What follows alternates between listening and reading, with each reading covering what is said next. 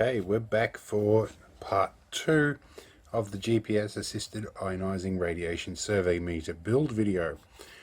This is a pretty major one. I'm not sure how many parts they're going to be, but as I publish each part, I'll go through the descriptions of all these videos and add the links. It's also busy time around my house, so there's a bit of background noise happening. So yeah, anyway, let's get on with this. If things seem a little bit out of sequence or aren't quite edited right, I'm sorry about that, but I'm not even finished with this project at this stage, and I've already got 30 gig of footage. So yeah, I need to get some stuff happening. Anyway, I hope you enjoy. We're picking up part way through the build. So if you want to see part 1, jump back into the description down here and you'll see the link. A few more bits have arrived. There's a lot in the post. I have ordered some ceramic capacitors for this, and they'll be arriving soon, but I've had some chip sockets arrive, if I can get them apart now. So let's install some chip sockets, and I'll drag my handy dandy digital microscope out again, and we'll get that on the job. So let's jump over to that, and some pretty music I hope as well. I'm about to jump over to the soldering iron, and I noticed something wrong. They're the wrong number of pins in the chip socket. Yay. I'm sure I counted these properly, but evidently I did not. So, yeah, I'm going to have to go back and order more chip sockets. Well, I guess I'll sit around and wait for another 3 weeks for the rest of my parts to show up, because that's how long it takes to get parts in this part of the world, especially if the local J-car shop doesn't stock them. I might have a couple of spare chip sockets or some pin headers. I might just get desperate and try those. Okay, so I had a close look at these sockets here, and I'm not sure if this will focus at this distance, but you can see that little number there between the first 2 pins says 18. Means it's an 18 pin. This one, on the other hand, is nicely labelled as a 20 pin, except it's designed for round pin sockets. So I'm not sure if these will fit, but it is quite clearly a 20 pin socket, so that will fit. That gives me 1. Now I have a whole bunch of ones I can't use, but that doesn't matter. I'll use them for something sometime. All right, well, at least let's get this one in as soon as I check to see if the chip will fit it.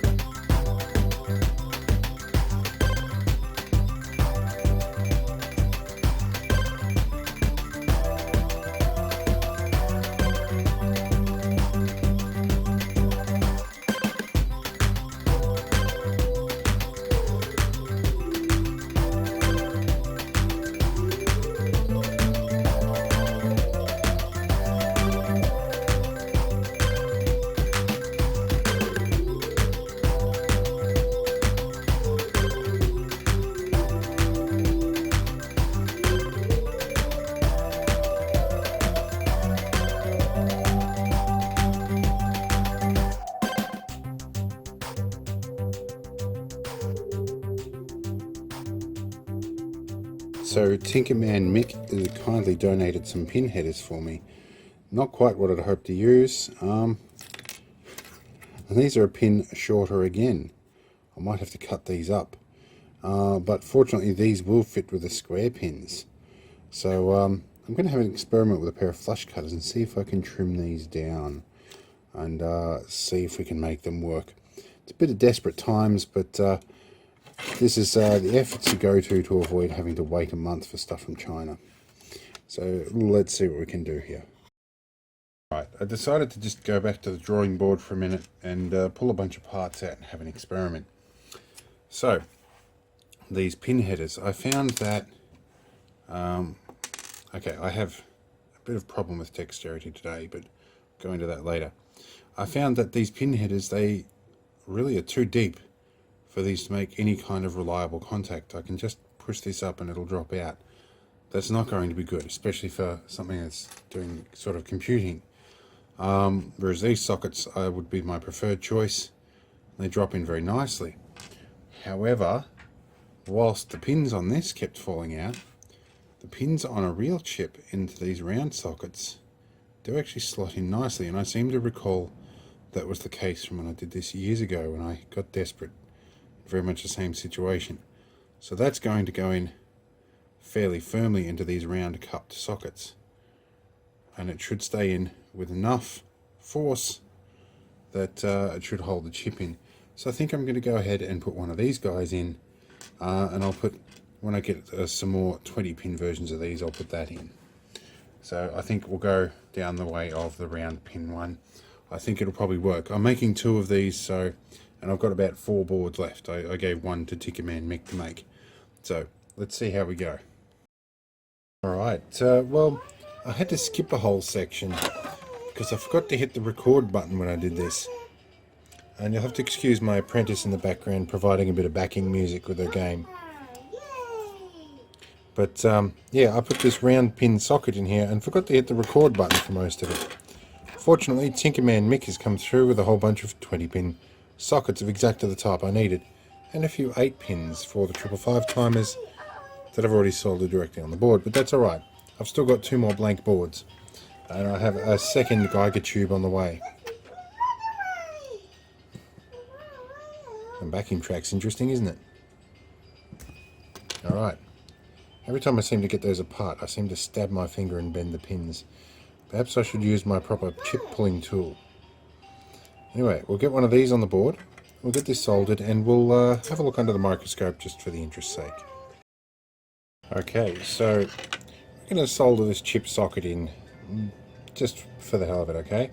So again, because I haven't worked out my clacker board yet, I'm going to do a little countdown here. We're going to go 1, 2, 3. And from there we'll have our video recording. So we have some 6040 tin lead solder, and we have some ventilation going here. So I've thrown together this little programming hat for Mega that I have handy. I think though I've configured this as a MIDI controller, so I might need to reflash this back to the original firmware, but we'll figure that out in a minute. But that clips on just nicely. The only problem being the chip is on the underside, but not the end of the world. I can just take the hat off. And I've gone point to point wiring, a little bit like reminiscent of making core wrap memory and threading wires through little holes everywhere. But it does keep it neat, clean, and easy to follow the cabling. Although I've gone nuts with a permanent marker here to mark the pins that I needed to connect, just to make sure I didn't mess it up. Nothing like blowing up one of the only 2 chips I have to do this job. So I don't have any spares of those chips because I'm poor and I couldn't afford too many of them. Maybe in the future when YouTube starts actually paying off, but in the meantime I've got to deal with what I have. Okay, so it's plugged in and working, and it's not flashing like I would have expected. So if we zoom all the way up over here, it's coming up as an Arduino Uno. Probably because the firmware, I had to rewrite the firmware to make it work as a MIDI device. When I restored it, I used the ones off the tutorial, which was for an Uno. So I probably now have Uno firmware on there. However, the pins that I'm using to interface with this, let's have a look here. Stick our hat beside this. Okay. I need a pointer here. These pliers will do. Okay, so I need these 4 pins up the top here, and they are 1, 2, 3, 4, 5, 6 down. So, where are we? 1, 2, 3, 4, 5, 6. They are 10, 11, 12, and 13 pins. So I'm pretty sure they're mapped the same way on the Uno. So that should be pretty right. And the ground and 5V are just the same. This will probably work, so let's follow the rest of the tutorial, see what happens. Okay, so it's time to program up my chip. But I've taken the foam off and realized during shipping somebody was an idiot. They bent all the pins up. I think probably what happens when you send chips in an envelope. Alright, I've got to straighten these up. Okay, we can see I got the pin straightened and I got it in there. And for the record, if we can see, these might be knockoff chips. The markings on the top are very hard to see.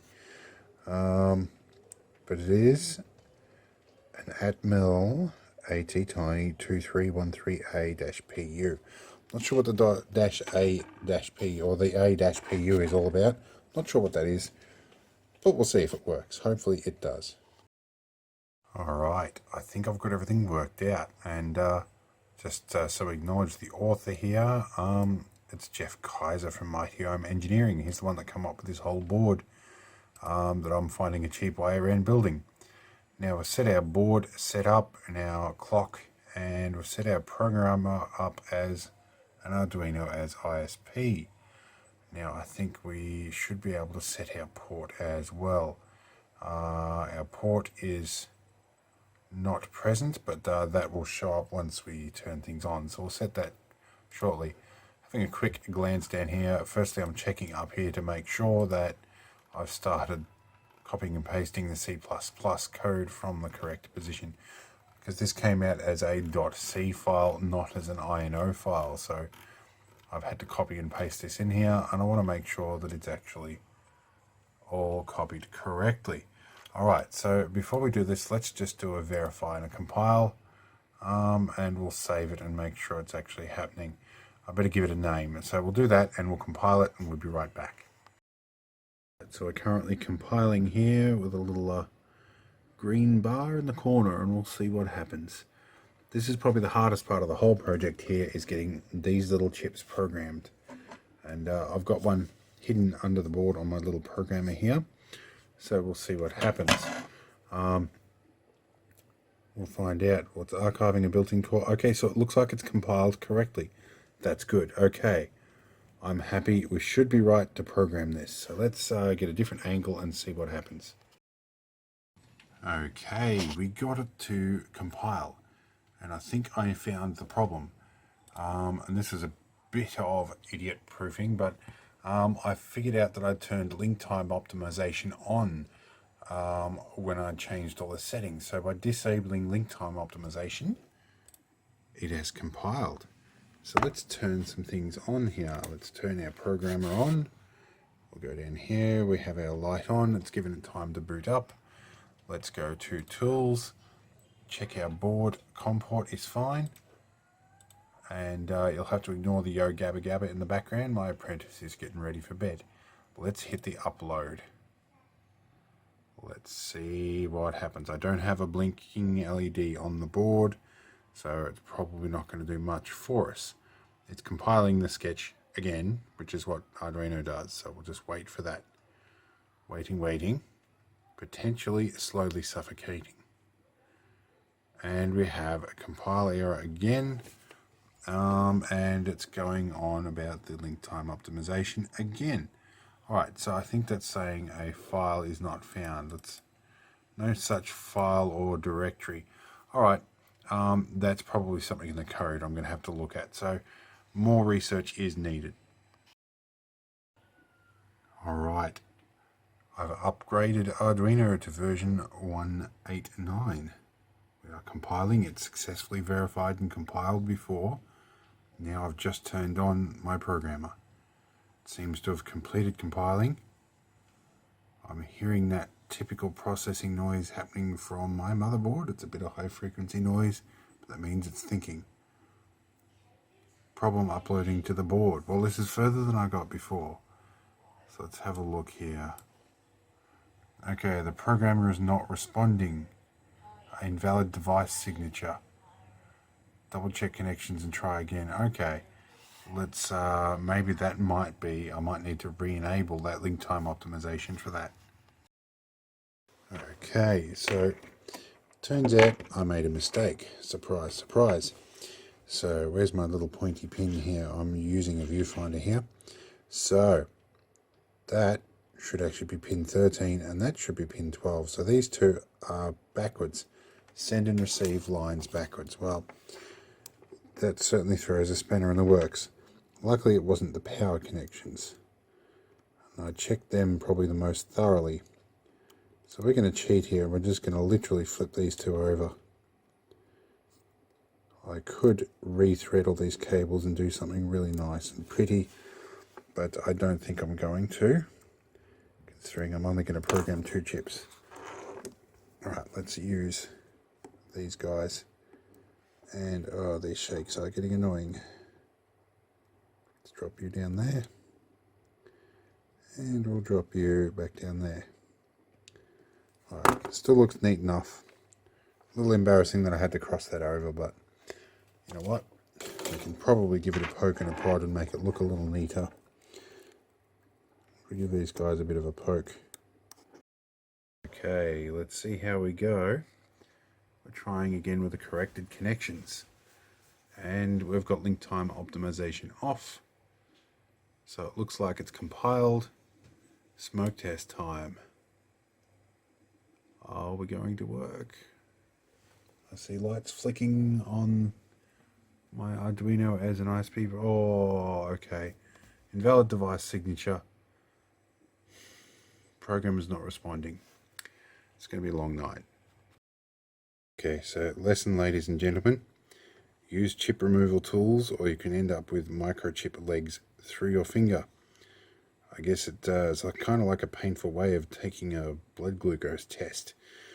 But now, the first chip I've been using, the legs have been bent numerous times and they are steel legs. I'm very close to losing a couple of legs off this. So, and actually one of the crucial ones, mainly the positive power supply pin. So I'm going to shelve this chip and use the other one. Meanwhile, I'm going to call it quits for the night. It's about 11 o'clock at night and I've made numerous mistakes and setbacks. It's time to walk away, rethink this and get some rest, and we'll come back to this tomorrow. Right, so it's the next morning. My left index finger still hurts like hell. I'm going to take a box of bits with me, and I found some important tools. I found a chip remover and a chip inserting tool. I knew I had them. I should have just got out to the shed and put them in my toolkit. Would have saved me some injury. So guys, yeah, sometimes the right tools are right for the job. So I'm going to go around to Tinkerman Mix, bundle everything up into an ice cream container here, and consult somebody who's actually done this job before. Maybe we'll get some success. Alright, well, it's off to Tinkerman Mix. Time to warm up the beast. Got to let the glow plugs warm up. Let's see how we go. A 4 litre Isuzu 4BD1. Normally starts better than that, but still can't complain. Alright, off to Tinkerman Mix. Alright, so we can't show you exactly where Tinkerman Mix lives, but we're somewhere nearby anyway. But yeah, we'll be there in just a moment. Righty, we're here. Alright, pick up all our stuff and ignore all the mess on the floor of this rover. I haven't cleaned it in a couple of weeks. Alright, so we'll take our box of bits with us and we'll see Tinkerman Mick, see if he can help us out. Alright, so what we're going to do, we're worried this board might be fried, so we're going to use a ATTiny 85 programmer that is also compatible with this, and we're going to test and see if that all works. If that works and programs the ATTiny 85, then we know that this board's still fine and we can continue on. So we're just getting the Arduino IDE set up and ready, and we're finding a Tiny 85 to do our test program with. And we'll see how we go. Right, so smoke test time. we have our AT Mega with our Tiny 85 on the top, and we're just checking the bootloaders and COM ports and stuff. Alright, we're still having the same error, which is invalid device signature. So it wasn't just me and my setup, something's probably up with the board. Okay, a bit of a crappy angle, but now we've got the Uno plugged in, which we can see over here, the Uno with a known good working setup. And well, quite intelligently, we forgot to set up the new board as an ISP. So we'll program up the Uno, the ISP sketch, and try again, because the previous one timed out. Okay, after an unmentioned amount of time, or indeterminate amount of time rather, we got it to work. And we found a whole bunch of things, like the board we were trying to use wasn't programmed as an ISP. We had the wrong board manager selected, a whole bunch of different things, but we got there. We've got an ATTiny 85 programmed. Now to swap the boards over and see if we can actually program the chip. I told you this was going to be the hardest part of the project, but we've figured it out. Okay, so now we've successfully done the ATTiny 85. We're going to use an Uno. Now, the problem with the Uno, whilst this is technically a compatible board, and excuse me having shakes from MS here, if you have a look in here, there's a problem. The chips are clashing, and if I push down too hard to make it fit, they're going to short against the other chip. So we're going to connect them with some breadboard leads and do it the hard way. Okay, to resolve the problem of clashing pins, we've amassed a rat's nest of cabling, and I'm about to check this for a third time before we plug it in. Hopefully this works. This is the chip with the almost broken pin, so as soon as that's programmed, we've got the board standing by here. It's going to go straight in here. No more messing around with it, and if we're lucky we won't bust the pin off. The one that's about to bust is coincidentally the positive power pin on the top corner here. So that's a crucial one we can't afford to lose. Okay, the cable's hanging in the corner over here. We have our known working Arduino. We're going to plug that in and hang it down here and not touch it for a little bit. Alright, smoke test time and moment of truth, and whatever else we want to call it. We're going to upload a blank sketch and see if this goes through. It's going to compile, not much to compile. It warns that it's a depreciated package, but that's fine, as long as it programs. This is always a tense moment, waiting for the 30 seconds for this to happen. Has it gone through? I see a flick on the transmit. I think it has gone through. And it's done uploading. It actually went through. Beautiful. Alright, now to actually get the C++ in. Okay, so we have all our code ready to go in our text file. I brought it over on a memory stick.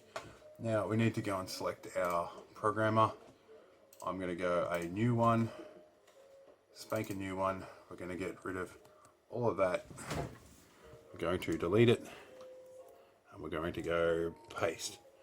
Alright, so that's the original developer's code, and just once again we're going to cite the original writer here, which is Jeff Kaiser of Mighty Ohm Engineering. Certainly check out his stuff. It's not a paid endorsement, but I still reckon he's got some good ideas. So let's see if we can upload this. Let's see if it's going to compile for us. Oh, we've got to save it somewhere. We're just going to save it in Tinkerman Mix folder here. And okay, so we've got a variable not declared, so I'll have to go and check that out. It didn't compile. Okay, I think I've got everything right, and to be honest, we cheated and did this off camera. So let's just repeat this for the camera and watch everything go wrong and me lose my absolute sanity over this. So we're compiling. It should already be compiled, and we have the magic yellow flashing light that says it's programming the ATTiny 2313 chip, and if we wait a few seconds, it says done uploading. Okay, we're done. This is like my blood and sweat for all is not been in vain.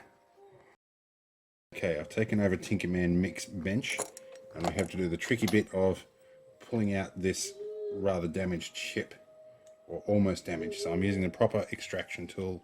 You can see here. I don't want to screw this up, so I'm blocking the camera a bit.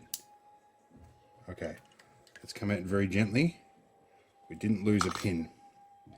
Now I'm going to position this carefully. I have the shakes a bit, so pin 1 is in that direction, and it does match both the chip holder and the board. I'm going to sit you in nicely, and I'm going to use my chip insertion tool to do this and put it in properly. Here we go. Alright, it's gone in properly, it's programmed, that's great. Now we can mess around with my spare one.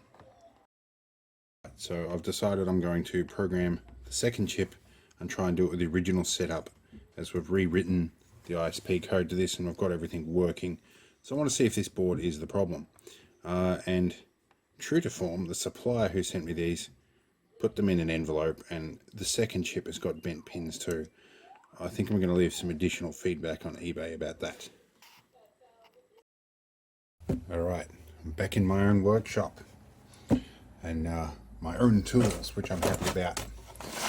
So, we did successfully get both chips programmed, however not with the Uno, and I think we've got to the bottom of why that is. I had used this as a MIDI controller using the Dart MIDI firmware, and they also included a hex file to restore the old firmware when you put it back, but that was intended for an Uno. So this has Uno firmware on it and it's not quite responding the way it should. Anyway, we borrowed an Uno from Tinkerman Mick that he uses to do it, and as you saw, the pin clashes were a problem, but we got it all done with little jumper cables, DuPont connectors. So here's our one that we luckily didn't lose the pin on, although it's probably not coming off this. And I've programmed them up to use an external 8 MHz crystal, not the internal 8 MHz timer, because we want them to be accurate so that we get a correct count over the serial port.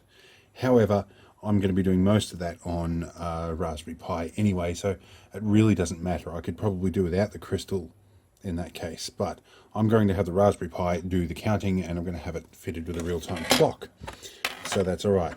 So this little part of the saga is complete, and I have to sit back and wait for possibly a week or more at this stage for the rest of the components to arrive. So there's not much more construction to do on this. We'll probably move on to getting the real-time clock happening on the Raspberry Pi and that side of things set up. So we'll take a look at that next.